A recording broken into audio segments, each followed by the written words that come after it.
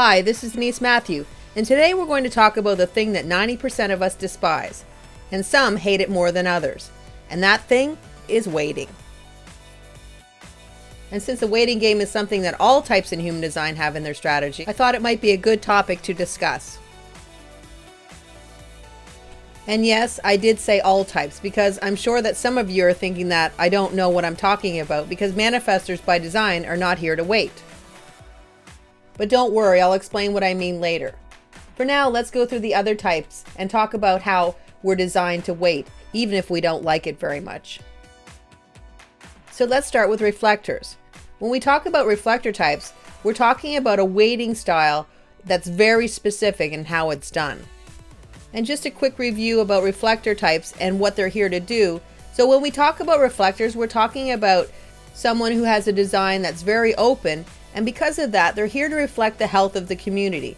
More precisely, they're here to reflect the health of their community. What that means is if somebody's a reflector type and they're not happy in their environment, that means the environment is not a healthy environment.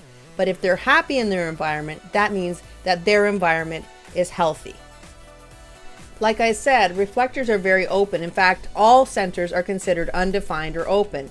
And because of this, being around a lot of people all the time can be overwhelming, since they're always absorbing and amplifying the energy of the people they meet every day. So getting in touch with how their energy works is paramount. And that's where their moon cycle comes into play. No other type has such a detailed and specific way of waiting as someone who is a reflector type. Someone who is a reflector type is considered a lunar being. So the cycles of the moon play a big part in their lives. And I want to be clear, when we're talking about waiting, we're talking about for the big decisions in life. And that holds true for all types really, and what we're talking about today. And that's the nice part about human design, because big decisions are things that don't show up frequently. So having some level of security in your decision or some backup can give some level of ease when we're making these big decisions, because we're always hoping that we're going to make just the right decision for us. So let's get back to how a reflector waits. So in human design, the moon travels around the whole mandala, which you can see right here, in 28 to 29 days. And what it does is it transits or passes through each of the 64 gates, and it stays in each gate for about 10 hours at a time. The theory is that if someone who is a reflector type wants to make a decision, it's best to wait for the 28 to 29 day moon cycle. And if the decision feels good for the whole cycle, then it's probably a yes. But if it doesn't feel good at times through the cycle, then it's probably a no. Of course, reflectors, just like all types, can always experiment. Human design is all about seeing what does and doesn't work. There is no one size that fits all. It's all about individualization. Now, if we want to look at a person who's a reflector type in the world, we can look at Margaret Atwood, who's the author of a hit series, The Handmaid's Tale. And she's also an author of many other award-winning novels. And I have to say that, admittedly, the fact that she created a dystopian world where women are used as baby-making machines with no rights is a little jarring when we take into consideration that she's a reflector type and is reflecting the energy of the collective. But if we forget that for a moment, let's talk about how she, as a reflector type, lives in the world.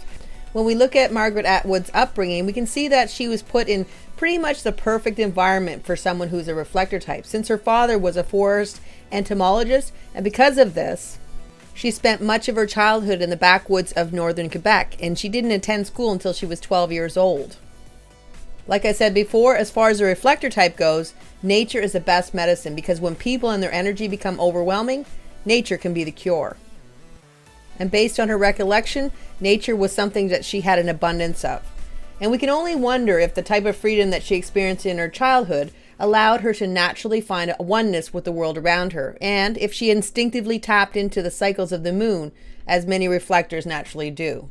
Now, if we move on to a projector type, it's all about waiting for an invitation or acknowledgement, which can be a pretty tough job to do when the mantra of the world is fast and basically just go out and do it. What many people who are projector types have discovered is that pushing their will on the world doesn't exactly work so well. And even if they get the results, they're usually diluted and don't match the amount of work that they've had to put into it. So for this reason, burnout can be a huge problem. And when life keeps closing the doors, there's a good potential that bitterness can take hold. And as soon as that happens, the aura of someone who is a projector type can almost be repelling. Of course, it's hard to wait, especially when you know the answers and you know how to make things better. Because the main theme for projector types is that they're here to guide and direct generator types. So there can be a lot of biting their fingernails to the quick, watching people flounder, all the while knowing a few words of wisdom could solve a multitude of their problems. But when you speak up, more times than not, you're shut down. And sometimes you'll keep pushing because that's the message that the world tells us all. Keep chasing that dream, rinse and repeat.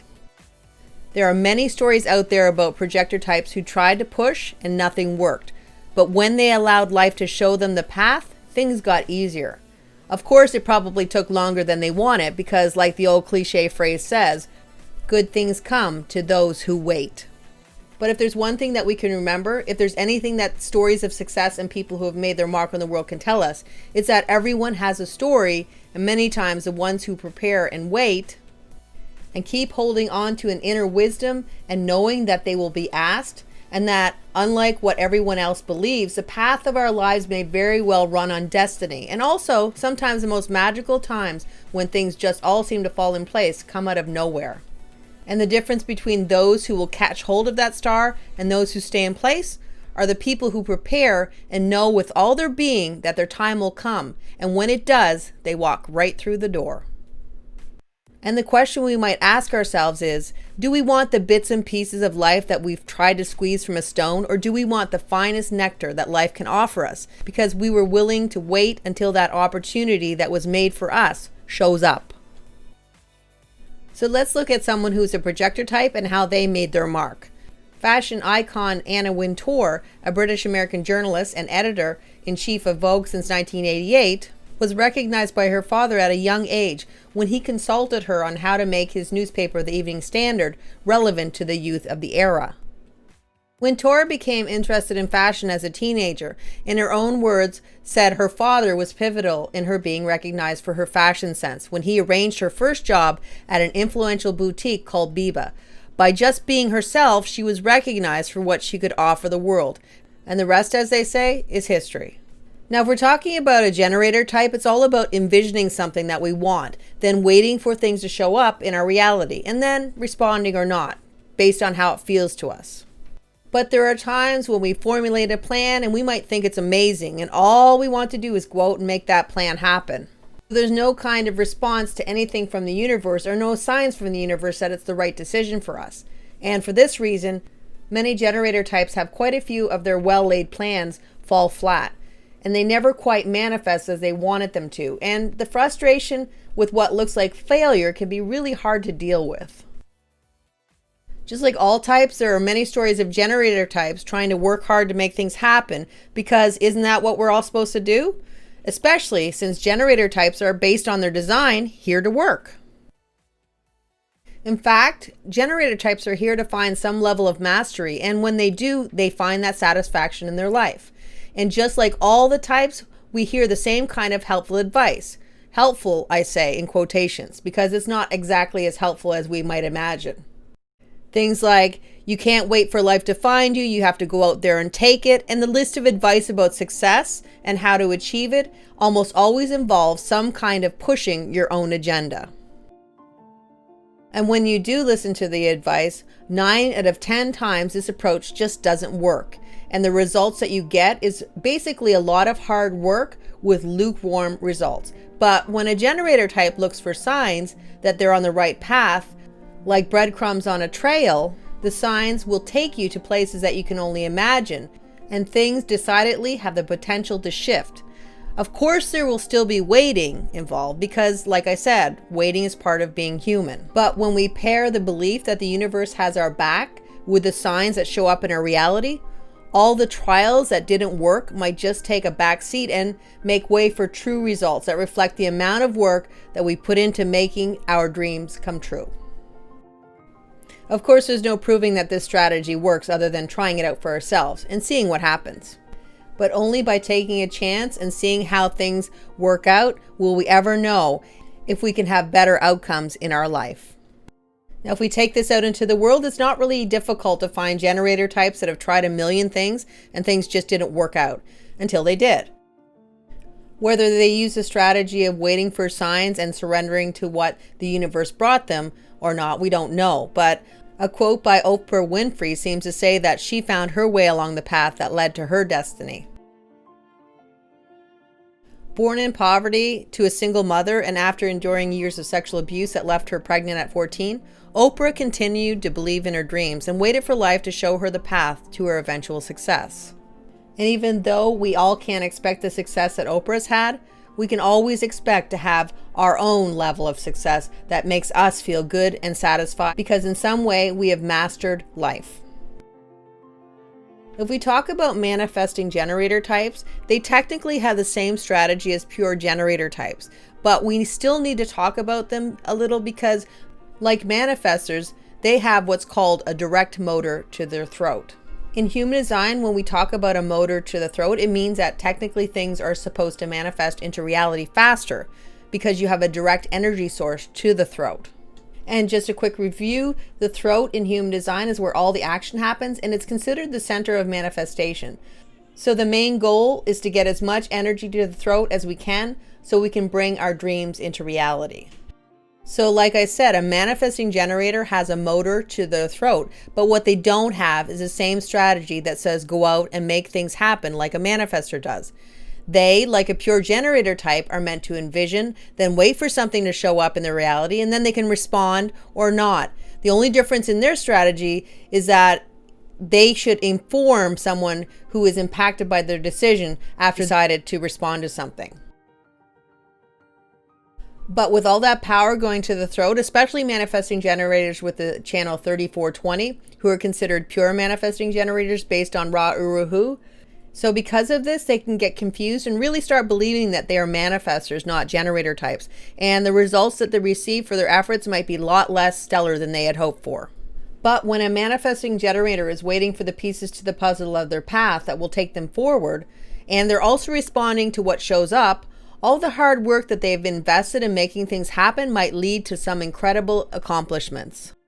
And if we look at a manifesting generator out in the real world, we can look at Katy Perry, a singer and pure manifesting generator with the channel 3420, who had to wait 7 years for career success after she failed to reach public success with her first album in 2001.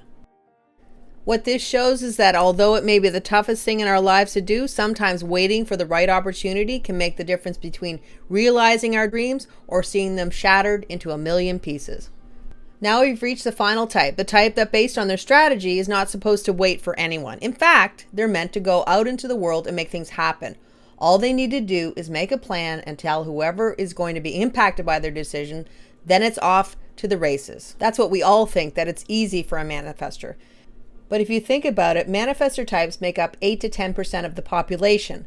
But yet there are so many stories about manifestors struggling to have success.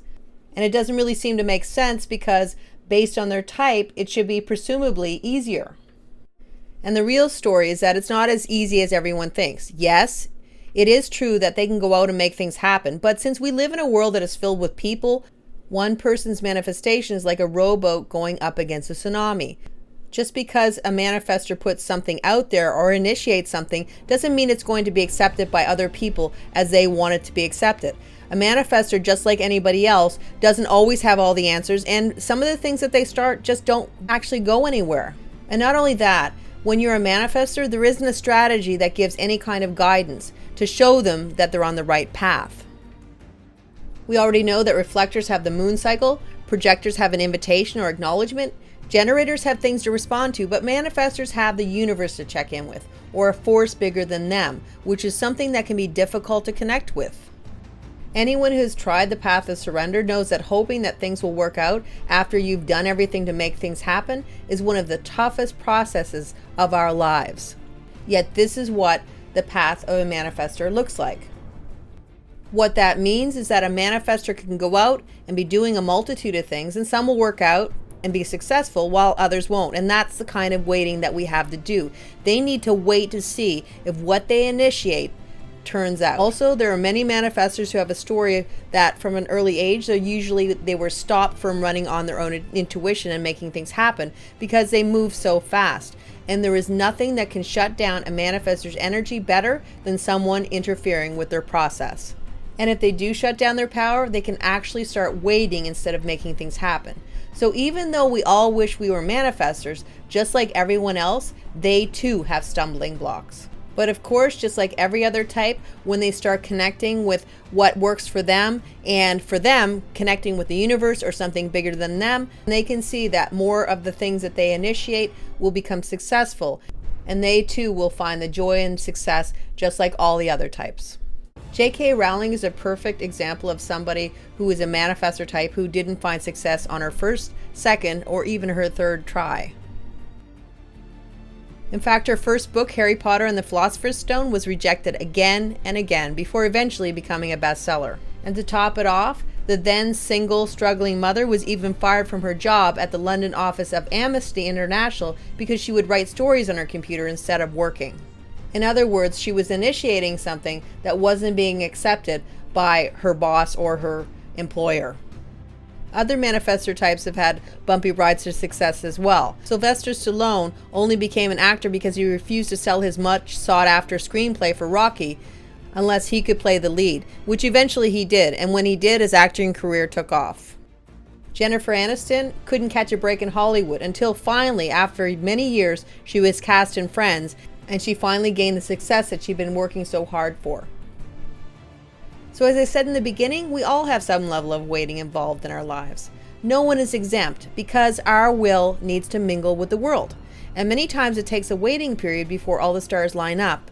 And when they do, the results can be astounding. And the bottom line is that when we get down and bitter and frustrated and angry and even disillusioned with waiting for life to happen, we can always remember that we're all in it together. And no matter what we might think, we've got this. Well, that's all I have for you today, and I'll be back soon with more videos and everything human design. Until then, I'll see you soon.